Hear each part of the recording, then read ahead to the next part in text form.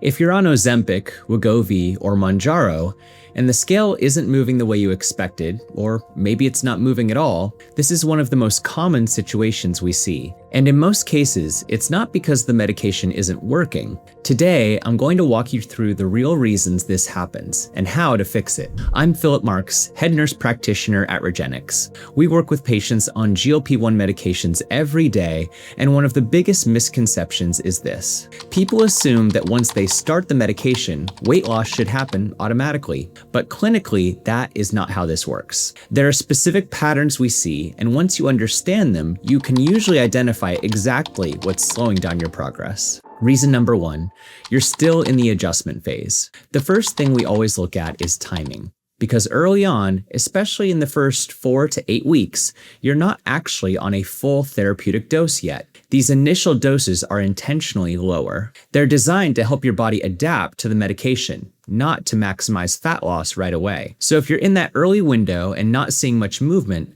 that can be completely normal. We've had many patients who don't see meaningful weight loss in month 1 and then begin to see consistent progress once their dose is optimized. The biggest mistake here is assuming something is wrong too early. Reason number 2, your body has adapted. Now on the other end, if you were losing weight and then things slowed down or stopped, this is where physiology comes into play. Your body is designed to adapt. As you lose weight, your metabolism adjusts and your energy needs decrease. And over time, the same habits that created a deficiency before may no longer be enough to keep progress moving. This is one of the most common reasons we see plateaus. Not because the medication stopped working, but because your body became more efficient. And this is where adjustments need to be made. Reason number 3, you're eating less, but not better. As you may already know, GLP-1 medications reduce appetite, but they don't automatically improve food quality. So what we often see is this.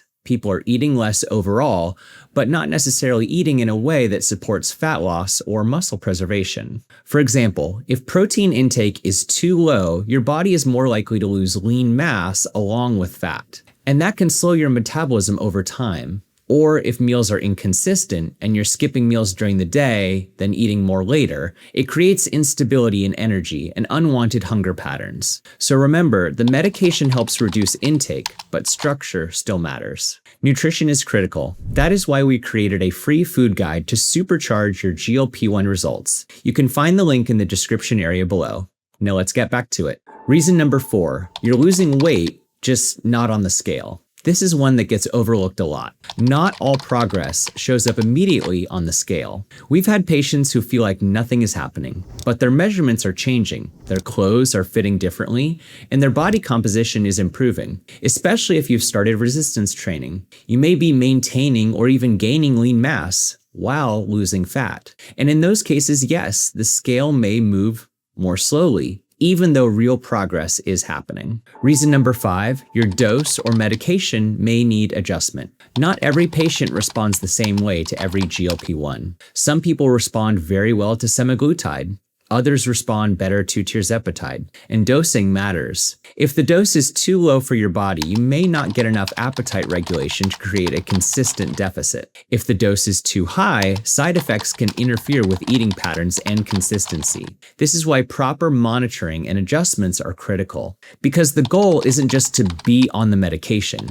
It's to be on the right dose for your body at the right time. Reason number 6. Your lifestyle isn't supporting the medication. This is the one people don't always want to hear, but it's one of the biggest drivers of results. GLP-1 medications are powerful tools, but they don't replace sleep, movement, or consistency. If you're not getting enough sleep, this can lead to unnecessary hormone spikes that may cause you to eat more when you're not actually hungry. In addition, if you're not getting enough sleep, your activity levels during the day may be lower. This combination typically leads to a caloric surplus, which is the opposite of what we want to achieve with these medications. So when someone says, I'm on Ozempic, but it's not working, what we usually find is this.